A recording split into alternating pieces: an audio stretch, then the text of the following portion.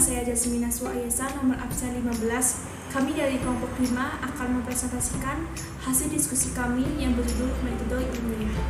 Assalamualaikum warahmatullahi wabarakatuh.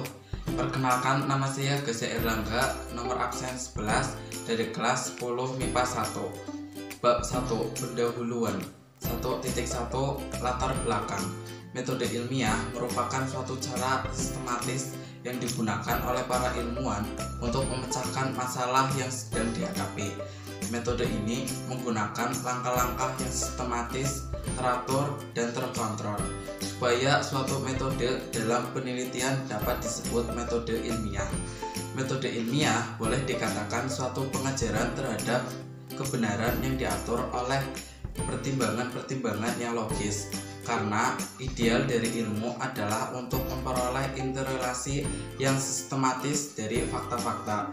Maka metode ilmiah bertujuan untuk mencari jawaban tentang fakta-fakta dengan menggunakan pendekatan kesangsian sistematik. Karena itu, penelitian dan metode ilmiah mempunyai hubungan yang sangat dekat jika tidak dikatakan sama. Dengan adanya metode ilmiah, pertanyaan-pertanyaan dalam mencari dalil umum akan mudah untuk terjawab. 1.2 Perumusan masalah. Berdasarkan latar belakang tersebut, masalah-masalah yang dibahas dapat dirumuskan sebagai berikut. 1. Pengertian metode ilmiah. 2. Langkah-langkah metode ilmiah. 3. Contoh penelitian yang menggunakan metode ilmiah. Perkenalkan, nama saya Istika Rahmawati, nomor absen 13. Bab 2, pembahasan. Pengertian metode ilmiah. Metode ilmiah, atau yang dalam bahasa Inggris sering disebut dengan scientific method, adalah proses berpikir untuk memecahkan masalah secara sistematis, empiris, dan juga terkontrol. Langkah-langkah metode ilmiah. Karena metode ilmiah ini dilakukan secara sistematis dan terencana, maka terdapat langkah-langkah yang harus dilakukan secara berurutan dalam pelaksanaannya. Setiap langkah-langkah atau tahapan dilaksanakan secara terkontrol dan juga terjaga. Adapun langkah-langkah metode ilmiah adalah sebagai berikut. 1. Merumuskan masalah.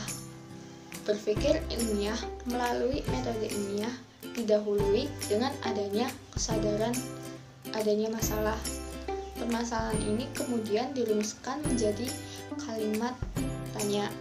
Dalam penggunaan kalimat tanya diharapkan akan memudahkan orang yang melakukan metode ilmiah untuk mengumpulkan data yang dibutuhkannya, menganalisis data tersebut, kemudian menyimpulkannya.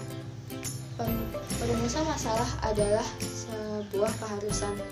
Bagaimana mungkin memecahkan masalah dengan mencari jawabannya bila jawabannya sendiri belum dirumuskan? 2. Merumuskan hipotesis. Hipotesis adalah jawaban sementara dari rumusan masalah yang masih memerlukan pembuktian berdasarkan data yang telah dianalisis. Dalam metode ilmiah dan proses berpikir ilmiah, rumusan hipotesis sangat penting. Rumusan hipotesis yang jelas dapat membantu mengarahkan pada proses selanjutnya. Dalam metode ilmiah, seringkali pada saat melakukan penelitian, seorang peneliti merasa semua data sangat penting. Oleh karena itu, melalui rumusan hipotesis yang baik memudahkan penelitian untuk mengumpulkan data yang benar-benar dibutuhkan. Hal ini dikarenakan berpikir ilmiah dilakukan hanya untuk menguji hipotesis yang telah dirumuskan. 3. Mengumpulkan data. Mengumpulkan data merupakan tahapan yang agak berbeda dari tahapan-tahapan sebelumnya dalam metode ilmiah. Pengumpulan data dilakukan di lapangan. Seorang peneliti yang menerapkan metode ilmiah perlu mengumpulkan data berdasarkan hipotesis yang telah dirumuskan. Pengumpulan data memiliki peran penting dalam metode ilmiah, sebab berkaitan dengan pengujian hipotesis. Diterima atau ditolaknya sebuah hipotesis akan bergantung pada data yang dikumpulkan. Nama saya Mutiara Sakitunisa, kelas 10 MIPA 1, nomor absen 19. Tempat penguji hipotesis. Sudah disebutkan sebelumnya bahwa hipotesis adalah jawaban sementara dari suatu permasalahan yang telah diajukan. Berpikir ilmiah pada hakikatnya merupakan sebuah proses pengajuan hipotesis. dalam kegiatan atau langkah menguji hipotesis, peneliti tidak membenarkan atau menyalahkan hipotesis, namun menerima atau menolak hipotesis tersebut. Karena itu, sebelum pengujian hipotesis dilakukan, peneliti harus terlebih dahulu menerapkan taraf signifikasikannya. Semakin tinggi taraf signifikasi yang ditetapkan, maka akan semakin tinggi pula derajat kepercayaan terhadap hasil suatu penelitian. Hal ini dimaklumi karena taraf signifikasi berhubungan dengan ambang batas kesalahan suatu pengujian hipotesis itu sendiri. 5. Merumuskan simpulan. Langkah paling aktif dalam berpikir ilmiah pada sebuah metode ilmiah adalah perumusan simpulan. Rumusan simpulan harus bersesuaian dengan masalah yang telah diajukan sebelumnya. Kesimpulan atau simpulan ditulis dalam bentuk kalimat deklaratif secara singkat tetapi jelas. Harus dihindarkan untuk menuliskan data-data yang tidak relevan dengan masalah yang diajukan, walaupun dianggap cukup penting. Ini perlu ditekankan karena banyak peneliti terkecoh dengan temuan yang dianggap penting, walaupun pada hakikatnya tidak relevan dengan masalah yang diajukan. Assalamualaikum warahmatullahi wabarakatuh. Perkenalkan, nama saya Diva Imam Putra dari 1051 kelompok 5 ekonomi absen 08. Di sini saya akan menjelaskan cara sederhana menguji kualitas air.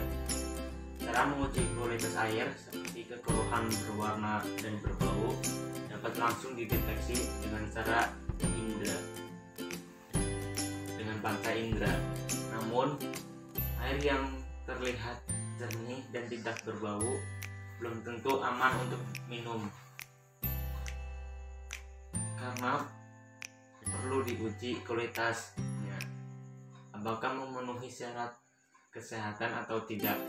Analisis air dilakukan di laboratorium maupun secara sederhana. Pemeriksaan di laboratorium akan menghasilkan biaya yang cukup mahal, dan kami akan menganalisis dengan cara sederhana dan dapat dilakukan di rumah. Caranya, tuangkan setengah gelas air dan dicampur dengan segelas air teh, lalu didiamkan dalam keadaan terbuka hingga 1 malam, dan periksalah apakah ada perubahan warna, ember, dan lapisan minyak di permukaannya.